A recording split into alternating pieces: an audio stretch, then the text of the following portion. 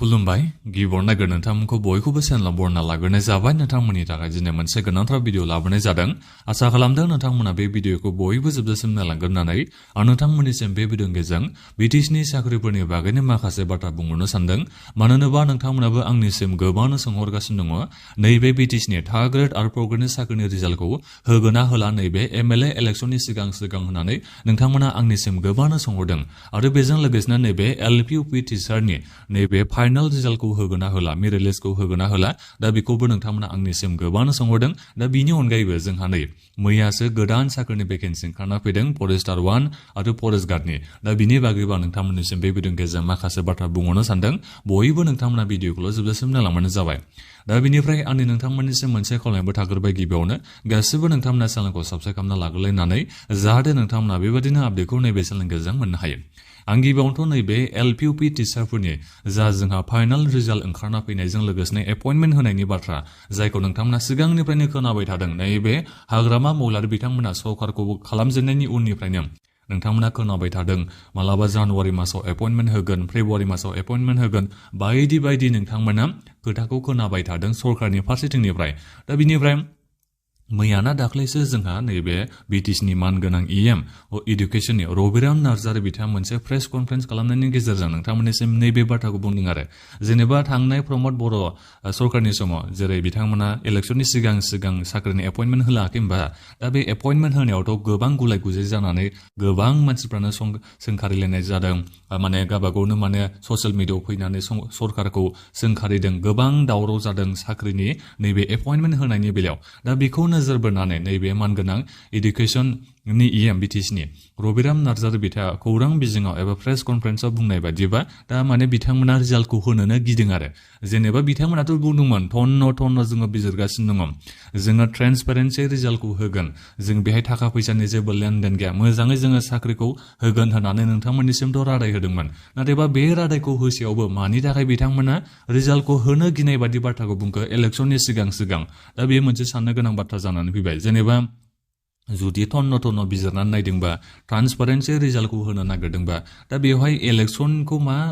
बाहाना खालामनांगौनि गोनांथि जेनेबा इलेक्शननि सिगां होबा गोबां लाइमोनफ्रानो खुद्रिसारगोन गोबां दावराव जालायगोन बेबादि जानांगौनि जेबो खोथायानो फैया जुदि रिजाल्टखौ ट्रान्सपारेन्सि होनो नागिरदोंबा दा बेखौ नोंथांमोना गासिबो सानना नायबानो जाबाय जा माने बिथाङा इडुकेसन नैबे BTCनि मानगोनां इडुकेसननि EM रबिराम नार्जारिनि बे बाथ्रा बुंनायखौ नायोबाथ' बेनो आरो माने बिथांमोना इलेक्शननि सिगां MCC नांनायनि सिगां माने रिजाल्टखौ होनो गिनाय बादि बे बाथ्राखौ बुंदों आरो होनोबो हागौ होआबो जानो हागौ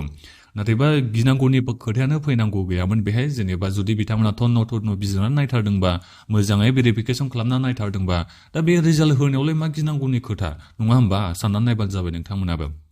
दा बिनिखायनो आं नोंथांमोननिसिम बे भिडिअनि गेजेरजों बेखौनो बुंहरनाय जाबाय सरकारखौबो बेखौनो बुंहरनाय जाबाय जेबो गिनांगौनि गोनांथि गैया जुदि मोजाङै थन्न नोंथांमोना बिजिरनानै नायथारदोंबा मोजाङै नोंथांमोना ट्रान्सपारेन्सि सेलेक्सन खालामदोंबा दा बेहाय फाइनाल रिजाल्टखौ होनानै एपइन्टमेन्ट होनायाव मानि गिनांगौनि खोथा दा बिनि जेबोथ' फिनजाथाय जाफिननाय नंखाया जुदि नोंथांमोना रिजाल्टखौ होयोबा दा बेनिखायनो आंबो खावलायनाय थाबाय सरकारनिसिम मोजाङै रिजाल्टखौ होनानै एपइन्टमेन्टखौ होबानो जाबाय लाइमोनफ्रा गोबां समनिफ्रायनो नेनानै दङ रिजाल्टखौ जानुवारियाव होगोन फेब्रुवारियाव होगोन होननानै बारलांगासिनो दं समा लाइमोनफ्रा नेगासिनो दं रिजाल्टखौ माब्ला होगोन होननानै दा बेनिखायनो इलेक्शननि सिगां रिजाल्टखौ मोजाङै बिजिरनानै सोर मोननांगौ जायफोर सेलेक्सन जानाय जायफोरना मार्कआ बुरजा बिथांमोनखौ मोजाङै सेलेक्सन खालामनानै जेनेबा फाइनाल मेरिट लिस्टआव मोजाङै सेलेक्सन खालामनानै साख्रिखौ होयोबा इलेक्शननि सिगांनो मोजां जागोन आं बेखौ सानो सरकार दायो होगोन ना होआ दा बिनि बागै आं मोजाङै नोंथांमोननिसिम दायो बुंहरनो हाला होनोबो हागौ इलेक्शननि नैबे MCC नांनायनि सिगां होआबो जानो हागौ दा बे भिडिअनि गेजेरजों नोंथांमोननिसिम बेखौ बुंहरनाय जाबाय नैबे LPUP टिचारफोरनि एपइन्टमेन्ट होनायनि बेलायाव दा बिनिफ्राय फैदो नैबे BTCनि थार्ड ग्रेड आरो फोर्थ ग्रेडनि साख्रिनि रिजाल्ट जायखौ नोंथांमोना आंनिसिम गोबां सोंहरबाय थायो दा बिनि बागैथ' नोंथांमोना रिजाल्टखौ मोनगोनखौनो आसाखौ खम लाखादो इलेक्शननि सिगां नोंथांमोननिसिम बे रिजाल्टखौ होगोन ना ग्रेड 4निखौ नोंथांमोना बेखौ आसा खम लाखादो आरो जाबादि बाथ्रा खोनाबाय थादों केन्सेल खालामनो नागिरनाय बायदिसिनानि दा बिनिखायनो बे गासिबो खामानिया माला जागोन नैबे MLA इलेक्शननि उनावसो जोंहा जानो थांगासिनो दं एबा जागोन दा बिनिखायनो नैबे थार्ड ग्रेड आरो फोर्थ ग्रेडनि रिजाल्ट जेबो फैया नैबे इलेक्शननि सिगां नोंथांमोना बेखौ गिबियावनो मिथिना लाग्रोदो बिनि उनाव इलेक्शननि उनाव BTC सरकारा मा खालामो केन्सेल खालामो ना गोदानै रिप्रसेस बिथांमोना खालाम बिनो दा बेखौ जोङो इलेक्सननि उनावसो मिथिगोन दा जिखियानो जाया मानो दा इलेक्सननि सिगां नोंथांमोना थार्ड ग्रेड आरो फर्थ ग्रेडनि रिजाल्टखौ मोनला होननानै आसाखौ लाबानो जाबाय दा बिनिफ्राय जोंहा दायो गोदान साख्रि ओंखारना फैदों फरेस्टार 1 आरो फरेस्ट गार्डनि दा नोंथांमोना मिथिखाबाय फरेस्टारनि थाखाय जोंहा 47 भेकेन्सि दङ फरेस्ट गार्डनि थाखाय 110 ल' जोंहा साख्रिनि भेकेन्सिया दङ गासै 157 जोंहा साख्रिनि भेकेन्सि ओंखारना फैदों फरेस्टार 1 आरो फरेस्ट गार्ड मोननैखौ दाजाबना नायोबा दा बिनिफ्राय बेहाय एप्लाइ खालामनाया जोंहा सोलिबायानो लास्ट डेटआ जाहैबाय मार्चनि 15 तारिख एप्लाइ खालामनाय समाव नोंथांमोना बेसेबां फैसा होनांदों नोंथांमोना 100 थाखा होनांदों जायफोर जों माने एसटी केटेगरियाव गोलैयो नालाय दा बिनिखायनो जोङो बेसेबां होनांदों 100 थाखा होनानै जोङो अनलाइन एप्लाइ खालामनांदों दा अनलाइन एप्लाइ खालामनायाव 100 थाखा लानायाथ' जेबो नंबावासो नाथायबा रिक्रुटमेन्ट प्रसेसआल'सो मोजाङै जानो नांगौ दाथ' लाइमोनफ्रानो गोबां डाउट जानानै दङ एप्लाइ खालामनो ना खालामा रिक्रुटमेन्ट प्रसेसआबा मोजाङै ट्रान्सपारेन्सि जागोन ना जाया ना फैसासो होनांगोन बायदि बायदि नोंथांमोना कमेन्ट बक्सआवबो होगासिनो दं आरो दा जिखियानो जाया मानो आं लाइमोनफोरखौ नोंथांमोनखौ गासैखौबो खावलायो जायफोर नोंथांमोना साख्रि नागिरगासिनो दं आरो गोसो गुदुंबा साख्रिनि एप्लाइ खालामनो होननानै साख्रि नोंथांमोना जेनेबा BTCनि साख्रिखौ मावनो सानदोंबा लानो लुबैदोंबा नोंथांमोना गोसो दंथारोबा एप्लाइ खालामबानो जाबाय उननि बाथ्राखौ नोंथांमोना साननो नाङा बोरै सेलेक्सन खालामो मा जायो मा जाया उननि बाथ्राखौ नोंथांमोना साननो नाङा नाथायबा नोंथांमोना एप्लाइखौ खालामनो थाखाय आङो नैबे भिडिअनि गेजेरजों खावलायनाय जाबाय सिगाङाव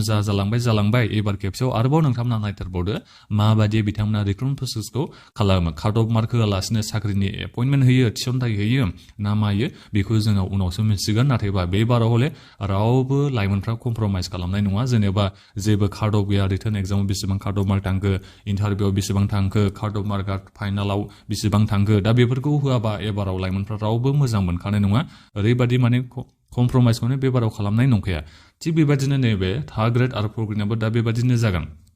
रिजाल्टखौ बिथांमोना इलेक्सननि उनावबो होनो हागौ जोंहा फर्थ ग्रेडनि रिजाल्ट दा बे फर्थ ग्रेडनिखौथ' आंथ' आसा खमसो लाखाथारबाय होगोनखौ दा जिखियानो जायामानो लाइमोनफोरनिफ्राय एप्लाइनि नामाव फैसा लांबाय जेला बिथांमोना मोनसे नङा मोनसे माबाखौथ' नोंथांमोननिसिम होफिननो नांगोन जेनेबा इसेबां नोंथांमोननिफ्राय सासेयावनो 250 ना 200 मोन बबेबा मोनसे एप्लाइ खालामनाया दा बिनिफ्राय माने मिनिमामानो 100 रुपिस मोन आरो एप्लाइ खालामनाया थार्ड ग्रेड आरो फर्थ ग्रेडनिया दा बेनिखायनो लाइमोनफ्रा एसेबां खस्थ' खालामनानै एप्लाइ खालामबाय फिसनिफ्राय लानानै खस्थ' खालामनाय मेहनत खालामनाय दा बिनि माबाखौ फिथाइखौ होआबा लाइमोनफ्रा रावबो मोजां मोननाय नङा दा बेनिखायनो आंबो BTC सरकारनिसिम बेखौनो खावलायनाय जुदि साख्रिनि रिप्रसेसखौ खालामोबा गोख्रैनो खालामफिननो नांगौ इलेक्सननि उनाव लोगो लोगो बेखौ खालामनांगौ बेबादिथ' लाइमोनफोरनि समजोंथ' गेलेजाबाय थाया बैसोआबो थांनायनिफ्राय थांगासिनो दङ रिसपन्सिबिलिटियाबो बिथांमोननिया बांनायनिफ्राय बांगासिनो दङ दा बेनिखायनो साख्रिनि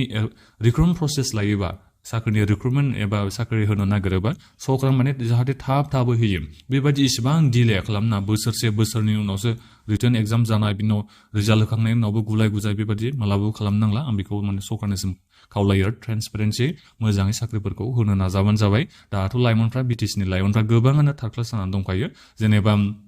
नोंथांमोनाबो जायफोर सरकारनि मानसिफोर जायफोर माने पार्टिफ्राव दङ नोंथांमोनाबो भिडिअ कमेन्ट्सफ्राव हाबनानै नायबानो जाबाय गोबां मानसिफ्रानो फैसा थाखानिसो बाथ्रा बुंखायो 8 लाख होनानैसो बायनांगोन 12 लाख होनानैसो बायनांगोन बे साख्रिनि थाखायसो होनलायलांखायो दानिफ्रायनो दा बेबादि जानानै दङ BTC सरकारनि साख्रिनि इमेजआ महरा दा बेनिखायनो बेखौ मोजां खालामनो नाजायोबा मोजां जागोन नैबे BTCनि सरकार दा बेखौनो आं नोंथांमोननिसिम नैबे भिडिअनि गेजेरजों बुंहरनाय जाबाय जायफोर नोंथांमोना गोसो गुदुं जायफोर नोंथांमोना एप्लाइ खालामनो सानदों